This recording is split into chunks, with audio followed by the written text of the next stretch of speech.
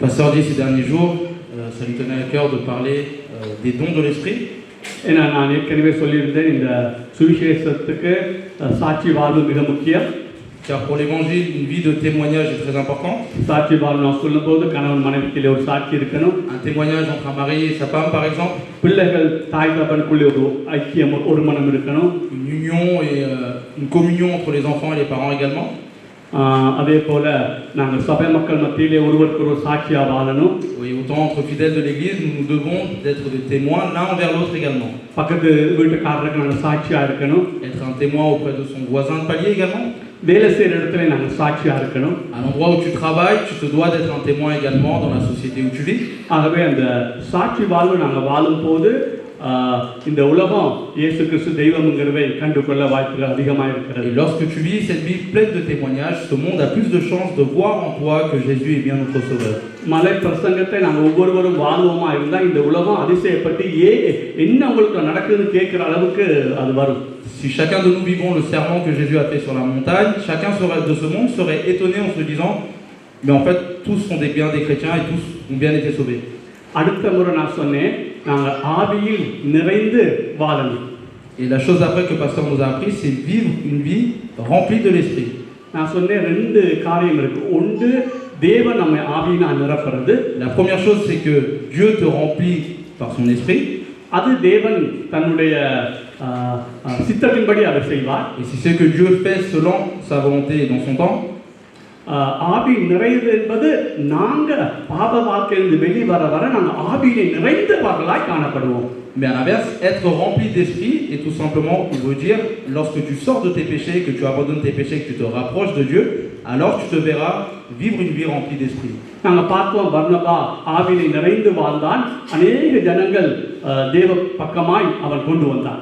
On a vu dans la Bible que Barnabas vivait une vie pleine d'esprit et qu'il a pu tourner énormément de gens vers Dieu.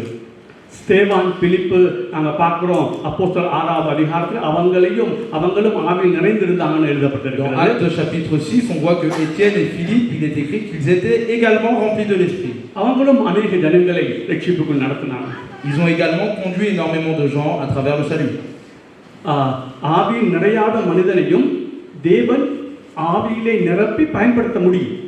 Un homme qui n'est pas rempli de l'esprit, Dieu peut lui le remplir par son esprit et le conduire ainsi. ஆனால் ஆவியில் நிறைந்த மனிதனை அடிக்கடி தேவன் நிரப்பி பயன்படுத்துவார். Mais à l'inverse, un homme qui est rempli d'esprit d'une manière continue, Dieu le remplit plus fréquemment pour le conduire par son esprit. ஆகவே நாங்கள் ஆவியில் நிறைந்த மனிதர்கள் உணர்வித்து சொன்னால் ஆவியின் கனிகளை வெளிப்படுத்துகிற மனிதர்களாய் நாங்கள் வாழணும். Donc dans un sens, nous devons vivre une vie pleine d'esprit, mais également ça voudrait dire une vie remplie des fruits de l'esprit. ஆவியிலே நிரப்பப்பட்டும் நாங்கள் நரகத்துக்கு போக முடியும். Il faut savoir que même lorsque tu es rempli d'esprit, tu peux aller en enfer. ஆனால் ஆவி நிறைந்த மனிதன் நரகத்துக்கு போக மாட்டான். Mais un homme rempli d'esprit n'ira pas en enfer. ஏன்னா அவன் ஆவியின் கனிகளை வெளிப்படுத்துகிற ஒரு மனிதன். Car c'est un homme qui dévoile les fruits de l'esprit. கிரிகையினால் மனுஷன் ரட்சிக்கப்படுறதில்லை. Un homme n'est pas sauvé par ses bonnes actions. ஆனால் அடையாளம் நாங்கள் ரட்சிக்கப்படுற அடையாளம் அந்த ஆவியின் கனிகள் அல்லது பரிசுத்த வாழ்வு. Mais le symbole de ton salut, c'est tout simplement les fruits de l'esprit ou une vie pleine de sainteté. ஆகவே அவங்கள தவிர வேறு புது ஆட்களும் வந்திருக்க கூடும். Se peut qu'aujourd'hui il y ait d'autres personnes qui est arrivé pour la première fois à l'église. ஆகவே ஒரு நிமிடம் எடுத்து நான் சுவிசேஷம்னா என்ன அப்படின்னு நான் சொல்ல வாஞ்சிக்கிறேன். Pasteur souhaite prendre une minute pour évoquer qu'est-ce qu'est l'évangile. உண்மைப்படி இங்கிலீஷ்ல இந்த சுவிசேஷம்னா gospelனு வருது. En anglais, le mot évangile se dit gospel. அது ஆங்கிலோ சாக்சன் மொழியிலிருந்து டிரான்ஸ்லேட் பண்ணப்பட்டது. Ça a été donc traduit de l'anglo-saxon. அதுல தொகுப்பு என்ன நல்ல நியூஸ், அதுதான் அதோடைய ரெண்டா பிரிச்சா நல்ல news. Et si on fragmente ce mot en deux parties, ça veut dire une bonne nouvelle. அது அப்படியே இங்கிலீஷ்ல gospelனு அதே மாதிரி எழுதிட்டாங்க. Et donc ils l'ont gardé ainsi en tant que gospel, le mot gospel en anglais. நாங்க சுவிசேஷம் சொல்றோம். Nous on dit l'évangile. அல்லது நல்ல செய்தின்னு சொல்றோம். Ou la bonne nouvelle. நல்ல செய்தி என்ன? Qu'est-ce qu'est la bonne nouvelle? நாங்கள் எல்லாரும் பாவிகள். Que nous sommes tous pécheurs. நான் அடிக்கடி சொல்றது போல பாவம் சொல்லும்போது அடிக்கடி நான் சொல்றது போல விபச்சாரத்தையும் மனுஷி அடிக்கிறவனையும் தான் பாவின்னு நாம நினைக்கிறோம். Lorsqu'on parle de péché, on a souvent tendance à penser à l'adultère ou à un homme qui frappe sa femme ou des gros péchés de la sorte. அல்லது பொய் சொல்றவன், களவெடுக்கிறவன், Quelqu'un qui ment ou peut-être quelqu'un qui vole. ஆனால் வேதம் சொல்லுது Mais la Bible dit, கோபப்படுறது பாவம் தான், te mettre en colère est un péché également. எரிச்சல் படுறதும் பாவம் தான், Être irrité en toi est un péché également. பெண்களை கெட்ட விதத்தை பார்க்கறதும் பாவம் தான், Avoir un regard pervers envers les femmes est un péché également. குறை நினைக்கிறதும் பாவம் தான், Critiquer les autres est un péché également. ஏழைகளுக்கு கொடுக்க முடியாதும் பாவம் தான், Celui qui ne donne pas aux plus pauvres est également condamné en tant que péché. நப்பியா எங்களுக்குன்னு வாழ்றதும் பாவம் தான். Celui qui est radin et égoïste et qui vit que pour lui vit dans le péché également. ஆனால் பரலோகம் பரிசுத்த இடமா இருக்குது. Mais il s'avère que le paradis est un lieu saint. தீட்டுள்ளதும் அருவருப்பானதும் பரலோகத்துக்குள்ள போக முடியாது. Tout ce qui est sale et atroce ne rentrera pas au paradis. வேதம் சொல்றது எல்லாரும் தேவ மகிமை அற்றவர்களாகி. La Bible dit que tout le monde ont perdu la gloire de Dieu. இந்த உலகத்துல ஒருவன் தன்னும் தேவன் விரும்புகிற பரிசுத்தத்தை சம்பாதிக்க முடியல. Il est écrit également que nul homme dans ce monde a pu acquérir la sainteté qu'espère Dieu. ஆகவே எல்லாருமே நரகத்துக்கு தான் போகணும். Alors il est dit que nous irons tous en enfer. ஆனால் நல்ல செய்தி என்னன்னு சொன்னால், Mais quelle est la bonne nouvelle dans tout ça? நாங்க பாவம் செய்தோம், Nous avons péché, ஆனால் தேவன் மனிதனாய் இந்த 2000 வருடத்துக்கு முன்பு தேவன் மனிதனாய் இந்த பூமிக்கு இறங்கி வந்து, mais il y a plus de 2000 ans, Dieu a pris l'apparence d'un être humain et est arrivé dans ce monde.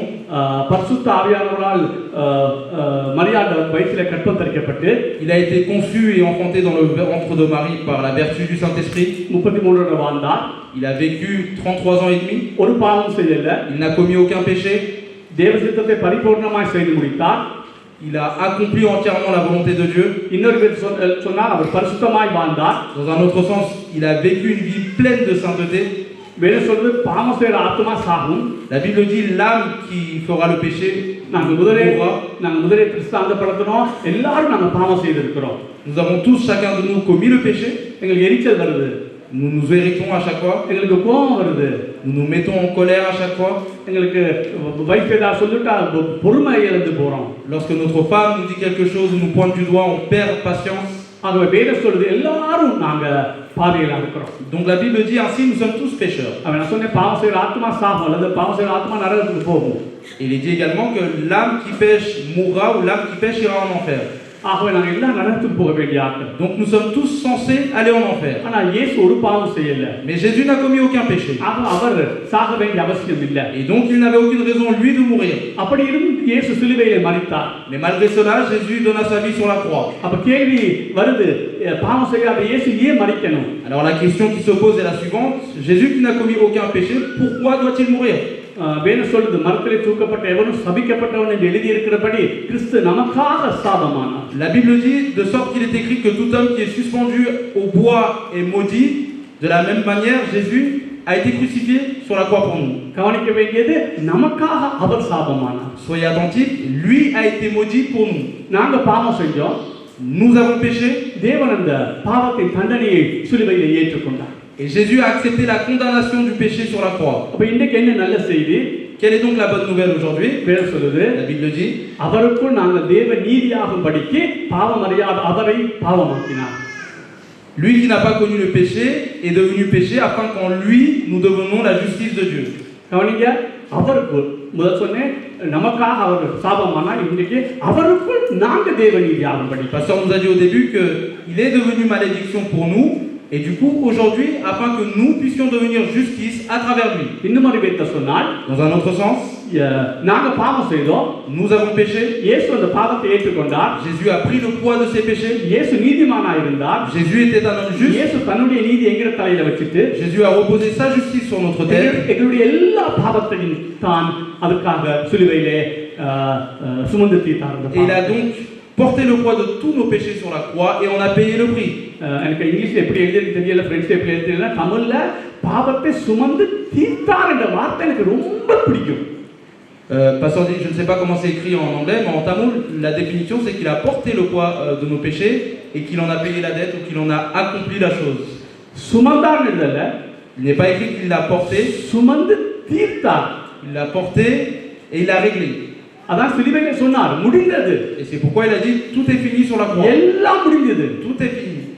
நீ செய்த பாவத்துக்குரிய தண்டனை அவலத்தை நான் எடுத்துட்டேன். Jésus te dit la condamnation de tous les péchés que tu as commis, je l'ai pris sur moi. இப்ப நீ செய்ய வேண்டிய ஒன்று விசுவாசத்தோடு இந்த இயேசு மெய்யான தேவன் 2000 வருடத்துக்கு முன்பு சிலுவையில வந்து மரித்தார் என்று நீ விசுவாசித்தால் நீ ரட்சிக்கப்படுவாய். La seule chose que tu as à faire aujourd'hui, c'est de croire que Jésus est le seul vrai Dieu et qu'il a donné sa vie sur la croix 2000 années en arrière. Et si tu as la foi en ceci, tu seras sauvé. வேதம் சொல்லுது அவரை விசுவாசிக்கிறவன் ஒருபோதும் வெட்கப்பட்டு போறது. La Bible dit celui qui croit en lui ne sera en aucun cas et donc jamais confus. திரும்ப சொல்றேன், அவரை விசுவாசிக்கிற எவனும் ஒருபோதும் வெட்கப்பட்டு போறது. Il est donc dit que celui ou tout homme qui a la foi en Jésus, en aucun cas et jamais ne sera confus ou dans la honte. அது ஏன் அப்படி சொல்லுது? Pourquoi il est écrit ainsi? நான் அடிக்கடி உங்களுக்கு இந்த சபையில இந்த மெயின் தேமாவே இதுதான்.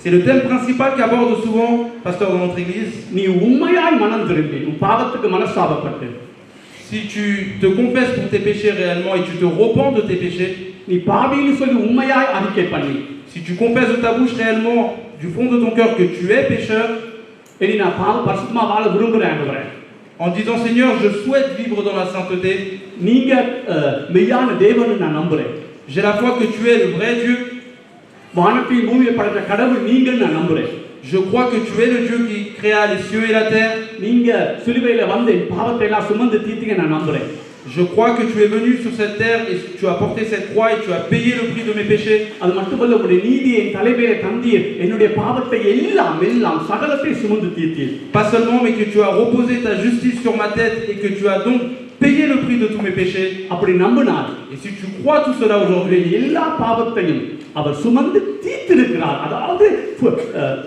தீர்த்திருக்கிறார், சுமந்து தீர்த்திருக்கிறார். Sache donc qu'il a pris tous tes péchés et qu'il les a donc tous abolis ou qu'il les a tous fait disparaître sur la croix. இந்த பழைய ஏற்பாட்டிலே பஸ்கான்னு சொல்லி ஒரு பண்டிகை இருக்குது. Dans l'Ancien Testament, il y a une fête qui s'appelle la Pâque. அதிலே ஒரு ஆடை எடுத்து அவங்க அடிப்பாங்க. Ils prennent un agneau et ils le sacrifient. அதை சொல்லி இருக்குது வேக வைக்க கூடாது, முற்றிலுமா சுட்டெரிக்கிறவங்க. Ils disent tout simplement qu'il ne faut pas le faire cuire mais qu'il faut le brûler entièrement. சாப்பிட்டுட்டு மீதியை முற்றிலுமா சுட்டெரிக்கிறது. Ce que tu manges, tu le manges et tout le reste, tu le brûles complètement. அதே போலதான் தேவன் எங்களுடைய பாவங்களுக்கு முற்றிலுமாய் அவர் சுட்டெரிக்கப்பட்டார். Et de la même manière, Jésus lui a été consumé et brûlé totalement pour tous nos péchés. நீ இயேசுவை விசுவாசித்திருந்தால் இனி நீ செய்யறதுக்கு ஒன்றுமே இல்லை. Si tu as réellement eu la foi en Jésus, sache que tu n'as rien d'autre à faire dorénavant. நீ தேவனுக்கு முன்பாய் நீதிமானாய் நிற்கிறாய். Car tu es juste aux yeux de Dieu aujourd'hui. நீ பாவம் செய்ய முடியும். Tu peux encore faire le péché. பாவம் செய்ய முடியும் அல்ல பாவம் செய்வ நீ ரட்சிக்கப்பட்ட Ce பிறகு. n'est pas que tu peux faire le péché, mais tu continueras à pécher encore après avoir été sauvé. ஆனால் வேதம் அழகா சொல்லுது அந்த பாவத்தை தேவன் எண்ணாதிருக்கிறார். Mais la Bible dit tout simplement que les péchés que tu feras une fois que tu as été sauvé, Dieu ne les prend pas en compte. இஸ்ரவேல் மேல் அவர் பாவத்தை காண்கிறது இல்லை, செய்ய மாட்டான்னு சொல்லல. அவன் பாவம் செஞ்சாலும் தேவனவே காண்கிறது இல்லை. La Bible dit Dieu ne voit pas tous les péchés qui reposent en Israël. Ça ne veut pas dire qu'ils ne commettent pas de péchés, mais Dieu ne les voit pas, il ne les prend pas en compte. இதை நீங்க கெட்டியா பிடிச்சுக்கொள்ளணும். Et c'est une chose que tu dois prendre. நான் என்ன பாவம் செஞ்சாலும் நான் நீதிமான் ஆண்டவரே. Tu dois être sûr de cette chose, c'est Seigneur, quels que soient les péchés que je puisse faire, je suis juste en toi. என்னால அல்ல, ça n'est pas par moi, உம்முடைய சிலுவை புண்ணியத்தினால எனக்கு உண்டானதா, mais par la grâce que tu as accomplie pour moi sur la croix. நீதிமான நீ நினைச்சாதான் நான் துதிக்க முடியும். C'est si tu penses que tu es juste aujourd'hui que tu pourras louer et adorer l'Éternel. நீ பாவி நினைச்சுக்கொண்டே இருந்தா நீ துதிக்க முடியாது. Chaque fois que tu te dis que tu es pécheur, tu n'arriveras pas à louer l'Éternel. கவனிங்க, வேதம் என்ன சொல்லுது? பாவின்னு சொல்லுதா பரிசுத்தவான்னு அட்ரஸ் பண்ணுதா? Prête un instant à ce que dit la Bible. Dit-elle que tu es juste ou que tu es pécheur? சொல்லுங்க. பரிசுத்தவான்னு சொல்லுது, பாவின்னு சொல்லல. La Bible dit que tu es juste mais que tu es saint à ses yeux et non pécheur. இன்னொரு பேர் சொன்னால் நான் பரிசுத்தவான், நான் பாவம் செய்யக்கூடிய பரிசுத்தவான். Dit d'une autre manière, ça voudrait dire que je suis saint aux yeux de Dieu, mais je suis un saint qui est susceptible de pécher. என்னைய பொறுத்த மட்டும் நான் ரட்சிக்கப்பட்ட பிறகு எத்தனை பாவம் செஞ்சிட்டேன். Selon moi, dit pasteur, même après avoir été sauvé, nombreux sont les péchés que j'ai pu commettre. நான் சொன்ன உனக்கு சிரிப்பா இருக்கேன்னு. Lorsque pasteur dit lui, ça vous fait peut-être rire. நீங்களாம் பெரிய பரிசுத்தவான்களோ? Comme si vous tous, vous étiez tous des saints et que vous n'aviez commis aucun péché. நீங்க பரிசுத்தவான்கள் தான். En Christ, effectivement, vous êtes des saints. ஆனா எவ்வளவு பாவம் செஞ்சிருக்கீங்க? Mais combien avez-vous péché après votre salut? நானும் தான். Et moi également. ஆனால் நான் என்ன சொல்றேன்னா, நான் பாவின்னு சொல்ல மாட்டேன். நான் பாவம் செய்யக்கூடிய ஒரு பரிசுத்தவான். Mais ça n'est pas pour autant que je me déclarerai pécheur, mais je dirais que je suis un saint qui est capable de pécher encore. கையை சொல்லுங்க, நான் பாவம் செய்யக்கூடிய பரிசுத்தவான். Levons la main et disons, je suis un saint qui est susceptible de pécher. Ouvrons mon bouche et disons, நான் பாவம் செய்யக்கூடிய பரிசுத்தவான். சொல்லுங்க, சொல்லுங்க, நான் பாவம் செய்யக்கூடிய qui est apte à pécher. இப்ப உங்கள ஒரு சில ரட்சிக்கப்படாம இருக்கலாம். Peut-être que certains d'entre vous, vous n'êtes pas encore sauvés. ஆனால் நான் ரெண்டு பக்கம் பேசணும். Et pasteur dit, il faut que je parle dans les deux sens ou dans les deux côtés. ஒரு பாஸ்டருடைய வெற்றி எங்க இருக்குன்னா, où est la victoire d'un pasteur? உங்களை நீதிமான்னு நீங்க நினைக்கிற அளவுக்கு நான் உங்களை கொண்டு போவோம். Lorsqu'il vous conduit en sorte que vous-même estimez que vous êtes des justes. திரும்ப சொல்றேன், ஒரு பாஸ்டருடைய வெற்றி எங்க இருக்குன்னா, je répète, où est la victoire d'un pasteur? ரட்சிக்கப்பட்ட ஜனங்கள் குற்றங்கள் அடையாமல் என்ன செய்தாலும் நான் நீதிமான்னு சொல்லக்கூடிய நிலைமைக்கு நடக்கணும். C'est tout simplement lorsque les gens qui êtes sauvés dans cette église, n'ayez pas la culpabilité du péché, mais quoi que vous fassiez, vous proclamez que vous êtes juste. அப்படி நீங்க நினைக்க பண்ணிட்டா, et si pasteur arrive à faire ainsi de vous, நீங்க குயிக்கா பரிசுத்தமாவீங்க. sachez que vous vous sanctifierez plus rapidement. ஏன்னா எந்த பாவம் செஞ்சாலும் குயிக்கா மன்னிப்பு கேட்டு அதை பத்தி நினைக்காம நீங்க பரிசுத்தத்தை பத்தி யோசிச்சு கொண்டிருப்பீங்க. Car quel que soit le péché que tu commettras par la suite, tu n'y penseras pas plus que ça, tu demanderas par contre et tu penseras tout simplement à la sainteté. நாங்க பாவம் செஞ்சிட்டு அதையே சுத்தி வந்தா நம்ம பரிசுத்தமானதுக்கு வழியே கிடையாது. Si nous péchons et nous tournons autour de nos péchés et y pensons sans cesse, on n'a pas l'occasion de devenir saint. இந்த உலகத்திலேயே இப்படி ஒரு நல்ல செய்தி உலகத்திலேயே எங்கேயும் கிடையாது, எந்த லோகத்திலேயும் கிடையாது. Une si bonne nouvelle que pourra t'apporter le monde, tu ne pourras pas la trouver ici et ailleurs. பாவியை நீதிமானாக்குற ஒரே ஒரு தேவன் நம்முடைய கர்த்தர் மட்டும்தான். Le seul Dieu qui change, qui transforme le pécheur en un juste, c'est l'Éternel Jésus-Christ. அதாவது உலகத்திலேயே exam எழுதுறதுல பாஸ்னு சொல்ற ஒரே ஒரு மதம் கிறிஸ்தவ மதம் தான். La seule religion qui, avant même que tu passes l'examen, te dira que tu as réussi ton examen, c'est le christianisme. கடைசி எக்ஸாம் நடத்த முடியல. Le dernier examen n'est pas terminé. ஆனா ஏற்கனவே எங்க சொல்லியாச்சு நீ நீதிமான். Mais il t'a déjà été dit que tu es juste. நம்பினா கையிலத்துக்கு ஆண்டோட ஆராதனை. Si tu y crois, tape tes mains pour adorer l'Éternel. இந்த ஒரு விஷயத்தை நான் சொல்லி உங்களுக்குள்ள புகுத்த முடியுமா? அந்த சபையில இருக்க வளர்ச்சியை பார்க்க முடியாது. C'est la seule chose que le pasteur a à cœur de vous imputer ou de vous faire comprendre dans tous les sens, et là tu verras la croissance de l'église. அவர் தேவனே சொல்றாரு, நீ பரிசுத்தமான்னு சொல்லிட்டு அதுக்கு பிறகு பரிசுத்தப்படுத்துறாரு. Dieu même te dit, dis de toi que tu es saint et je te sanctifierai par la suite. நீ பரிசுத்தமாகி வந்தா உன்னை நீதிமான்னு சொல்லல. Dieu ne te dit pas il faut par tes actions et tes œuvres que tu te rends pur et que tu viennes à moi pour que je dise de toi que tu es juste. முதலாவது இயேசுவின் இரத்தத்தால் உன்னை நீதிமானாக்குறாரு. Premièrement, il te sanctifie, il te rend juste par le sang de Jésus. திருப்பி சொல்றேன், நீ exam எழுதல ஆனா நீ pass. Encore une fois, je te répète, tu n'as pas écrit l'examen, mais tu as validé ton examen déjà. உன்னை நீதிமான்னு தீர்த்தாச்சு. Il a déjà été dit que tu es juste. ஒருவன் கிறிஸ்துவுக்குள் இருந்தால் அவனுக்கு ஆக்கினை தீர்ப்பு கிடையாது. Si quelqu'un est en Christ, il n'a aucune condamnation. இப்படி சொல்லல, கிறிஸ்துவுக்குள் ஒருவன் இருந்து பரிசுத்தமாய் வாழ்ந்தால் அவனுக்கு ஆக்கினை தீர்ப்பு இல்லைன்னு சொல்லல. Il n'est pas dit que si un homme est en Christ et que s'il vit réellement en Christ, il n'a aucune condamnation. கிறிஸ்துவுக்குள் ஒருவன் இருந்தாலே போதும், அவன் நீதிமான். Il est dit simplement que si un homme est en Christ, à ce moment-là déjà, il ne sera pas condamné. அதற்காகவே சொல்லுது, நீ அவரை விசுவாசித்தால் நீ ஒருபோதும் வெட்கப்பட்டு போவதில்லை சொல்லப்பட்டது. கடைசி நாளிலே தேவன் உன்னை நியாய தீர்க்க வரும் பொழுது நீ வெட்கப்பட்டு போவதில்லை, நீ சொர்க்கத்துக்கு தான் போவ. C'est pourquoi la Bible dit, si tu es en Christ et si tu es juste à tes yeux, tu ne seras pas confus. Et même le dernier jour du jugement, lorsque tu te jugeras, tu ne seras pas dans la honte et dans la confusion également. Certains d'entre vous vous demanderez encore une fois, mais pasteur, tu n'as pas parlé du péché. Il suffit juste que tu deviennes juste à ses yeux et Dieu s'occupe du poids de tes péchés par la suite. Où peux-tu trouver une si bonne nouvelle?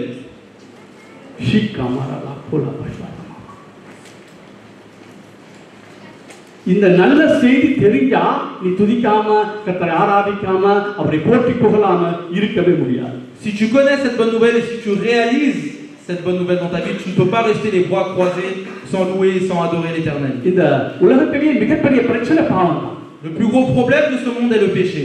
அதுக்கு சிலுவையிலே தேவன் ஒரு வழி படுத்திட்டார், சுமந்து தீர்த்துட்டார். எல்லாம் சொல்லுங்க, சுமந்து தீர்த்துட்டார். C'est pour cela que Jésus a trouvé une solution sur la croix et qu'il en a payé totalement la dette. சொல்லுங்க, சுமந்து தீர்த்துட்டார். Il a effacé la dette de nos péchés. தீர்த்துட்டார்னா முழுக்க முடிச்சிட்டார். C'est-à-dire qu'il en a terminé avec nos அதான் péchés. சிலுவையிலே சொன்னார் முடிந்தது சொல்லி. C'est pourquoi il a dit sur la croix, tout est fini. எல்லாம் முடிந்தது. Tout est fini. நீ இப்ப விசுவாசித்தால் தேவ மகிமை காண Et போகிறாய். si tu le crois, tu en as la foi aujourd'hui, alors tu verras la gloire de Dieu dans ta vie. ஸ்தோத்திரம். தமிழ் வாசிங்க, பத்து ஒன்று பயன்படுத்த வாசிங்க. எல்லாம் தயவு செய்து அதை எடுத்து தயவு செய்து கவனிங்க. இப்படி இருக்க நியாயப்பிரமாணமானது வரப்போகிற நன்மைகளின் பொருளாயிராமல் அவைகளின் நிழலாய் மாத்திரம் இருக்கிறபடியால் வருஷம் தோறும் இடைவிடாமல் செலுத்தப்பட்டு வருகிற ஒரே விதமான பலிகளாலே அவைகளை செலுத்த வருகிறவர்களை ஒரு காலம் பூரணப்படுத்த மாட்டார். பழைய பாட்டு பலிகள் ஒரு நாளும் பூரணப்படுத்த மாட்டாங்க. சரி, இப்ப புதிய பூரணப்படுத்தப்படுமானால் ஆராதனை செய்கிறவர்கள் ஒரு தரம் சுத்தமாக்கப்பட்ட பின்பு இன்னும் பாவங்கள் உண்டென்று உணர்த்தும் மனசாட்சி அவர்களுக்கு இல்லாதிருப்பதினால் அந்த பலிகளை செலுத்துகிறது நிறுத்தப்படும் அல்லவா?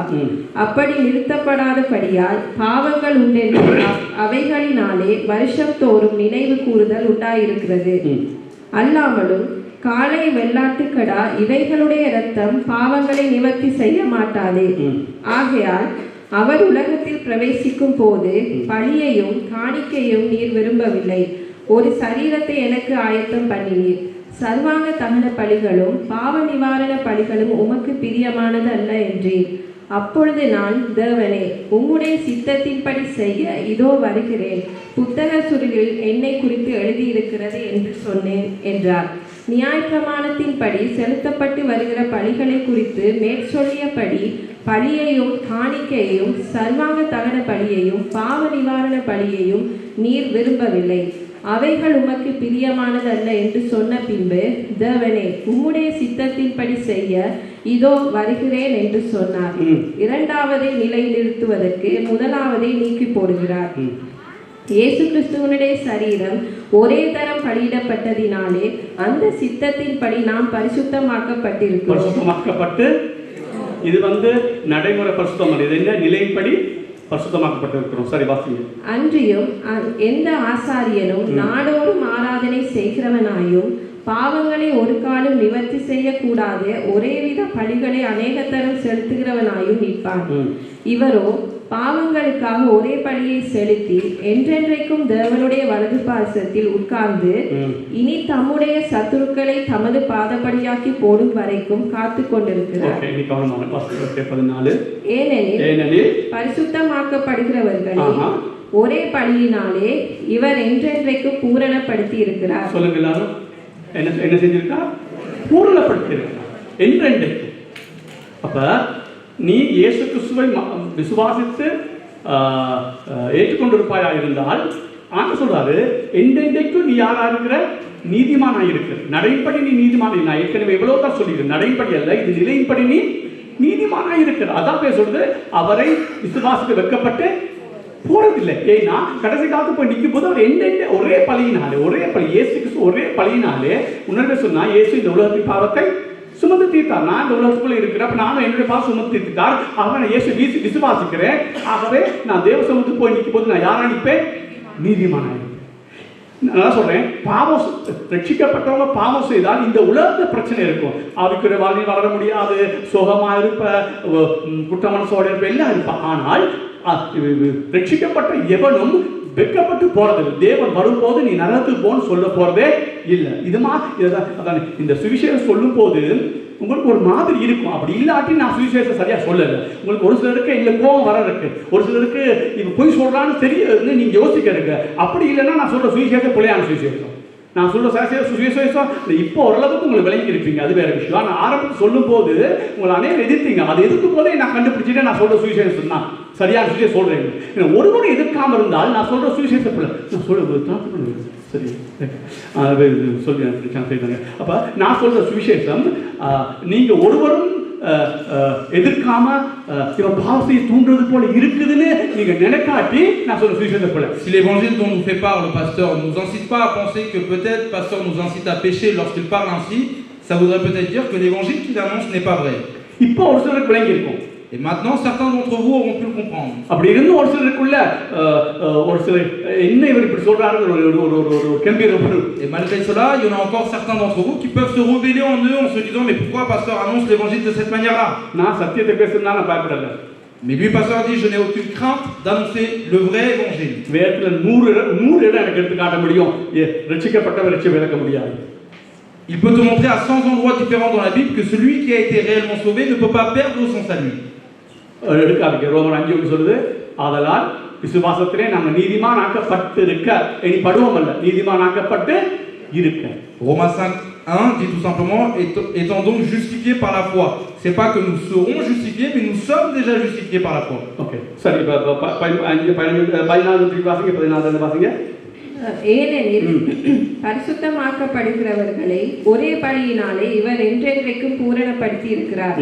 இதை குறித்து பரிசுத்த ஆவியானவரும் நமக்கு சாட்சி சொல்கிறார். எப்படியெனில் அந்த நாட்களுக்கு பின்பு நான் அவர்களோட பண்ணும் உடன்படிக்கையாவது நான் என்னுடைய பிரமாணங்களை அவர்களுடைய இருதயங்களில் வைத்து அவைகளை அவர்களுடைய மனதில் எழுதுவேன் என்று கர்த்தர் சொல்கிறார் என்பதை உரைத்த பின்பு நீ ரட்சிக்கப்பட்டால் பிரமாணங்கள் எங்க வந்துடுது உன் இருதயத்துக்குள்ளே வந்துடும். அதாவது நான் பயம் இல்லாம சொல்றேன் நீ ரட்சிக்கப்பட்ட பிறகு பாவம் செய்யறத செஞ்சுப்பா. Si tu es réellement sauvé, les commandements de Dieu s'installent dans ton cœur. C'est pour ça que pasteur te dit même si tu es sauvé, demain tu seras tenté de pécher encore une fois. நீ ரட்சிக்கப்பட்ட பிறகு நீயே பாவம் செஞ்சாலும் அந்த குற்ற உணர்வு பாவம் செய்ய விடாது. Et même si tu as été sauvé et par la suite tu commets le péché à nouveau, ta culpabilité te freinera dans ta volonté de pécher. அவர்களுடைய பாவங்களையும் அவர்களுடைய அக்கிரமங்களையும் நான் இனி நினைப்பதில்லை என்பதை சொல்கிறார். நான் இனி நினைப்பதில்லை. நீ பாவம் செஞ்சாலும் கர்த்தர் நினைக்க மாட்டார். La Bible dit et Dieu te dit également que même si tu continues à pécher ou que tu commets le péché après ton salut, il ne s'en souviendra même pas. अनेक பாஸ்டர்ஸ்மார் இத பிரசங்கம் பண்ண பயப்படுற காரணம் இப்படி சொன்னா ஜனங்க பாவம் செய்வாங்கன்னு நினைக்கிறாங்க. Nombreux pasteurs ont du mal ou ont peur de prêcher ce verset-là parce qu'ils se disent si on parle de cela, les croyants vont peut-être encore plus être incités à pécher. உண்மையா மற்ற பக்கம் தான் உண்மை. Mais il faut peut-être voir la chose à l'inverse. நீ ரட்சிக்கப்பட்டால் தான் நீ உண்மையான பரிசுத்தமா வாழ முடியும். C'est seulement lorsque tu as été sauvé que tu pourras vraiment vivre dans la sainteté et dans la sanctification par la suite. நீ ரட்சிக்கப்பட்டால் தான் அந்த நியாயப்பிரமாணம் உன் இருதயத்தில் எழுதப்படும். Et c'est seulement lorsque tu es sauvé que la loi pourra être inscrite dans ton cœur. சொல்ற கேளுங்க. Soyez attentifs à une chose. எனக்கு இப்படிப்பட்ட ஒரு கிருபை இல்லனா என்னை பொறுத்தமட்டு நான் பரலோகத்துக்கு என்னால போயிடலாம். Pasteur dit si je n'ai pas une telle grâce dans ma vie, je n'ai aucun droit d'aller au paradis. எனக்கு இந்த பாவம் எல்லாம் ஏற்கனவே மன்னித்தது சொன்னபடினால் தான் நான் சந்தோஷமா இருக்கிறேன். Et c'est parce qu'il m'a été dit que tous mes péchés ont déjà été pardonnés à l'avance que je peux me réjouir aujourd'hui. எங்களுடைய ரட்சிக்கப்பட்ட பிறகு பாவ தன்மை எங்களை விட்டு எடுத்து போடலையா ஆண்டவர்? Mais Dieu n'a-t-il pas enlevé la condamnation du péché lorsque nous avons été sauvés? ஆகவே நம்ம விழுந்தா போறோம். Alors nous allons continuer à tomber dans le péché encore, ça n'empêche pas. ஆகவே எங்களை மாதிரி பாவிகளுக்கு இந்த நல்ல சுவிசேஷம் தான் தேவை. Et des pécheurs semblables à nous avons absolument besoin de ce genre de bonne nouvelle d'évangile. நான் திருப்பி சொல்றேன். Encore une fois je répète. நீங்க அது விளங்கி கொண்டா ஒரு ஆமென் சொல்லுங்க, விளங்காட்டி ஆமென் சொல்லாதீங்க. Si tu as compris la chose, dis amen, sinon ne dis rien. எங்களை மாதிரி இந்த பாவத்தன்மை இருக்கிற பாவிக்கு pour des pécheurs qui font des péchés comme nous, இப்ப சொல்லப்பட்ட இந்த நல்ல சுவிசேஷம் இந்த கிருபையின் சுவிசேஷம் தான் கட்டாயம் தேவை. c'est nous qui avons absolument besoin de cet évangile de grâce. யாருக்கா விளங்கலையா? Est-ce que quelqu'un a compris? விளங்கிட்டா? ஏன்னா இப்ப எத்தனை பேர் ரட்சிக்கப்பட்ட பிறகு பாவம் செய்யணும் நினைக்கிறீங்க? Combien d'entre nous pensez-vous qu'après avoir été sauvés, nous n'avons pas commis de péché ou que nous commettons en d'autres termes des péchés encore? எல்லாரும். C'est le cas de tout le monde. சிலவங்க கண்ணிக்கிட்டு எந்த ரட்சிக்கப்பட்ட பிறகு எந்த அளவுக்கு நீங்க போராடுறீங்க? Certains d'entre vous, à quel niveau avez-vous combattu la convoitise des yeux depuis que vous êtes sauvés? அப்ப உனக்கு எந்த சுவிசேஷம் சரி Alors quel est l'évangile qui te correspond finalement? என்றென்றைக்குமாய் பாவத்தை சுமந்து தீர்த்த சுவிசேஷம் வேணுமா? Est-ce que tu veux l'évangile où il a été dit que pour tous les temps ton péché a été porté par Jésus? இல்லாட்டி ரட்சிக்கப்படும் மட்டும் பாவலாம் மன்னிச்சிட்டு இனி நானே பரிசுத்தமாய் பரலோகம் போயிடுவேன்? Ou est-ce que tu as besoin d'un évangile qui te dit lorsque tu as été sauvé, tes péchés t'ont été pardonnés et que par la suite pour aller au paradis, il faut que toi tu marches selon tes bonnes œuvres? சொல்லுங்க, எந்த சுவிசேஷம் உங்களுக்கு வேணும்? Quel est l'évangile dont vous avez besoin? என்றென்றைக்குமா? ஏன்னா இப்ப ஆம்பளை யாராவது துணி சொல்லு பாப்பா, எனக்கு கண்ணிக்கு ஒரு பிரச்சனை இல்லை, எனக்கு இப்ப இல்லைன்னு சொல்லிட்டாரு. Y a-t-il un homme dans cette salle qui peut se lever et dire avec assurance, moi je n'ai aucun problème avec la convoitise des yeux? சொல்ல மாட்டீங்க. Personne ne peut le dire ஒரு aujourd'hui. சிலர் கொஞ்சம் வெளியில வந்திருப்பீங்க, Peut-être que certains s'en sont éloignés, போராடி கொண்டிருக்கீங்க. certains autres sont en train de combattre pour ce péché.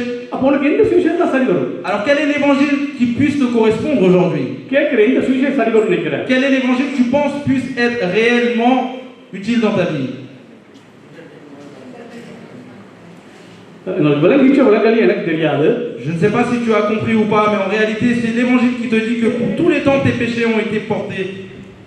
எனக்கு இந்த சுவிசேஷத்தை தவிர எந்த பாவத்துக்கு வேற எந்த சுவிசேஷமும் சரி வராது. Pasteur dit, à part l'évangile qui dit que pour tous les temps, des temps passés et les temps à venir, le prix de mes péchés a été payé, à part cet évangile, aucun autre évangile peut correspondre à mon salut et pour ma vie d'aujourd'hui. ஒன்று சொல்றேன், ரட்சிக்கப்பட்டவன் துணிஞ்சி பரிசுத்தத்தின் பரிசு அடைய கொண்டே போவான். ஏன்னா அவன் விழுந்தாலும் பயம் இல்லை, என்ன ரத்தத்தால கல்வி குற்றம் இல்லாம நடக்க முடியுமோ அவனுக்கு தெரிஞ்சபடினாலே வேகமா அவன் பரிசுத்தமாய் கொண்டு போவான். Celui qui a été sauvé réellement peut avoir l'assurance de continuer à marcher en Christ et d'atteindre sanctification après sanctification, car il ne se laissera pas atteindre par un sentiment de culpabilité face à ses péchés, mais il sait que Jésus a porté et payé le poids de tous ses péchés.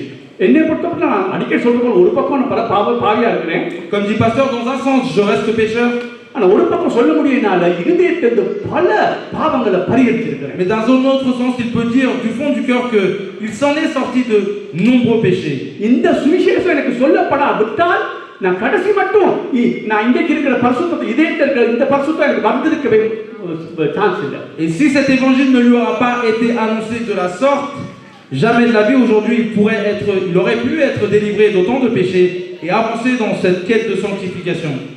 உண்மையா ரட்சிக்கப்பட்டவன் தான் சொல்ல முடியும், நான் பாவியாக இருக்கிறேன், அதே நான் பரிசுத்தமாக இருக்கிறேன், நான் நிலைப்படி கூட முந்தி நான் நினைக்கிறத என்றதை விட நான் இன்னைக்கு பரிசுத்தமாக வாழ்றேன். Seulement celui qui a été sauvé pourra dire que je suis pécheur mais je suis également saint aux yeux de Dieu. Et même si dans l'état, dans le statut de ma vie de chrétien, je peux faire des péchés encore aujourd'hui, je sais que j'ai été sauvé de toute condamnation et de tout poids du péché dans ma vie. திரும்ப சொல்றேன், நீங்க உண்மையான ரட்சிப்புக்கு வரலனா நீங்க பொய்யான பரிசுத்தத்தை வாழ்வீங்க. Si tu n'as pas atteint réellement un salut sincère dans ta vie, ça veut dire tout simplement que tu vis encore dans le péché. ரட்சிக்கப்பட்டவன், இப்ப நான் ரட்சிக்கப்பட்டிருக்கேன், ஒரு கண்ணிக்கு பிரச்சனையாகி தேவனுக்கு சொல்ல முடியும், நான் செஞ்சது போல மன்னிச்சிருங்க, ஏற்கனவே தெரியுங்க மன்னிக்கிறீங்கன்னு. ஆகவே அடுத்த முறை திருப்பி தாங்க, இந்த கண்ணிக்கை விட்டு வெளி வரந்தே ஆகணும் ஆண்டவரே. நான் Un homme qui a été réellement sauvé et qui vit son salut en sincérité avec Jésus peut dire tout simplement, même s'il retombe dans la convoitise des yeux, il peut demander aussitôt pardon à Dieu et lui dire, Seigneur, je prie pour ce péché, je le commets encore une fois, mais je sais que tu me pardonnes aujourd'hui et que tu m'en délivreras pour de bon. பொறாமை விட்டு வெளி வந்தாகணும் ஆண்டவரே. Et il pourra prier à l'Éternel en disant, il faut que je m'en sorte de cette jalousie. வெளிப்பிரகாரமா இல்ல, Pas d'un aspect extérieur, என்னோட இருதயத்தின் ஆழத்துல, mais du fond du cœur. இந்த மேடையில ஏறி என்னை விட ஒருத்தர் நல்லா பிரசங்கம் பண்றான் வைங்க. Admettons qu'il y a un homme qui fasse la prêche mieux que moi sur cette estrade. அத கைத்தட்டி ஆர்ப்பரிக்கிற அளவுக்கு வளரணும் நாங்க இதயத்துல. Il faut que j'ai le cœur à l'applaudir et à lui souhaiter la bienvenue dans sa prédication qu'il a fait mieux que moi. இதுக்கு பவுல் சொன்னது போல நான் சொல்ற இந்த சுவிசேஷத்தை சரியா ஏற்றுக்கொள்ளாத எவனும் அப்படிப்பட்ட ஒரு பரிசுத்தத்துக்கு நீங்க கடைசி மட்டும் வர முடியாது. Et pour cela, nul homme qui n'aura pas accepté et réalisé ce vrai évangile que vient de nous dire pasteur ne pourra vivre dans cet état et de cette manière-là. நான் இந்த சுவிசேஷத்தை ஏற்றுக்கொள்ள சொல்றது நீ பாவம் செய்ய இல்ல, மெய்யான பரிசுத்தத்துக்குள்ள நீ வளரணும்ன்றதுக்காக. Je te dis aujourd'hui d'accepter cet évangile de la sorte, pas pour t'inciter à pécher, mais tout simplement pour que tu puisses vivre une vie réellement dans la sanctification. Levons-nous tous et prions. தயவு செய்து இந்த சுவிசேஷத்தை இன்னுமாய் கற்றுக்கொள்ள நீங்க தயவு செய்து படிங்க. Lisez la Bible et ayez la soif d'apprendre encore cet évangile de plus en plus et jour après jour dans vos vies. ஒரு பரிசுத்தவான் சொன்னார், Un homme saint de Dieu a dit un jour, இந்த பாவம் மன்னிக்கப்பட்டதுன்னு தெரிஞ்சால் தான் நான் பரிசுத்தமா வாழ முடியும். c'est seulement si je sais que mes péchés m'ont été pardonnés que je peux vivre dans la sainteté. அந்த பாவம் குற்றுணர்வை கொண்டு இருக்குமா இருந்தால் நான் உண்மையான பரிசுத்தத்துக்குள்ள ஒரு நாளும் போக முடியாது. Et si ce péché me rapporte chaque jour la culpabilité de mes péchés, je ne pourrai en aucun cas vivre dans une vie de sainteté. Okay, ஜெபம் பண்ணுவோம். Fermons les yeux et prions. வேதம் சொல்லுது, எங்களுடைய பாவத்தை அவர் முதுகுக்கு பின்னால போட்டுட்டார். La Bible dit qu'il a jeté, Dieu a jeté nos péchés derrière son dos. கார்மேகம் போல கலக்கி போட்டார். Il les a effacés comme un nuage. காலுக்கு மேல கீழே போட்டுட்டார். Il les a mis en dessous de ses pieds. முதுகுக்கு பின்னால போட்டான்னு சொல்லப்பட்டிருக்கிறது. Il les a jetés derrière son dos. கிழக்குக்கும் மேலுக்கும் எவ்வளவு தூரமோ அவ்வளவா எங்களுடைய பாவத்தை அவர் விலக்கிட்டார். Autant l'est et l'ouest se sont éloignés, autant il a éloigné nos péchés de nous. ஆகவே அது சுருக்கமா சொன்னா அவர் எங்களுடைய பாவத்தை காண்கிறது இல்லை. Pour faire plus court, la Bible dit il ne regarde pas nos péchés. அப்படிப்பட்ட ஒரு நல்ல சுவிசேஷத்துக்காக ஸ்தோத்திரம். Nous remercions l'Éternel pour cette si bonne évangile, si bonne nouvelle et si bon évangile. நன்றி தகப்பனே, நன்றி இயேசுவே, உம்மை நாங்கள் ஆராதிக்கிறோம். நன்றி தகப்பனே.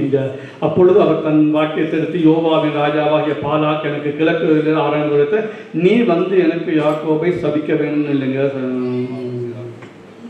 இல்ல, யாக்கோபின் தூளை எண்ணத்தக்கவன் யார்? இஸ்ரவேலின் காற்பண்ணை எண்ணுகிறவன் யார்? நீதிமான் மதிப்பது போல் நான் மதிப்பேனாக, என் முடிவு அவன் முடிவு போல இருப்பதாக. எல்லாரும் சொல்லுங்க.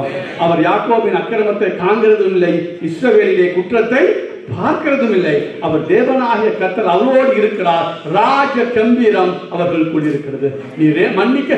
நீ உண்மையாய் பாவம் மன்னிக்கப்பட்ட உணர்வு உனக்கு இருக்குமாண்டா, உனக்குள்ள ராஜ கம்பீரம் இருக்கும். ஜீசஸ், உம்மை நாங்கள் துதிக்கிறோம். ஆண்டவரே, இந்த வார்த்தைகளை ஆசீர்வதித்து தாங்க. ஆண்டவரே, தேவ ஜனங்கள், உம்முடைய ஜனங்கள் ஆண்டவரே இந்த சுவிசேஷத்தை அதிகமாய் கற்றுக்கொள்ள ஆண்டவரே அவர்கள் திரும்ப திரும்ப அதை சொல்லி தாங்கள் நீதிமான என்ற உறுதியோடு மற்றவர்களுக்கு அடிச்சு பேசத்தக்கதாக ஒவ்வொருவரையும் மாற்றுவீராக. இயேசு கிறிஸ்துவின் நாமத்திலே பிதாவே. ஆவியானவரே, உமக்கு நன்றி. இயேசுவின் நாமத்திலே பிதாவே. என் ஆத்துமாவே கர்த்தரையே ஸ்தோத்தரி, என் முழு உள்ளமே அவருடைய பரிசுத்த நாமத்தை ஸ்தோத்தரி. என் ஆத்துமாவே கர்த்தரையே ஸ்தோத்தரி, அவர் செய்த சகல உபகாரங்களையும் நீ ஒரு போதும் மறவாதே. ராஜ்யமும் வல்லமையும் மகிமையும் என்றென்றைக்கும் உம்முடையவர்களே. ஆமென். கர்த்தராகிய இயேசு கிறிஸ்துவின் கிருபையும் பிதாவாகிய தேவனுடைய அன்பும் பரிசுத்த ஆவியானவருடைய ஐக்கிய அந்யோன்யமும் சதா காலம் நம் அனைவரோடு கூட இருப்பதாக.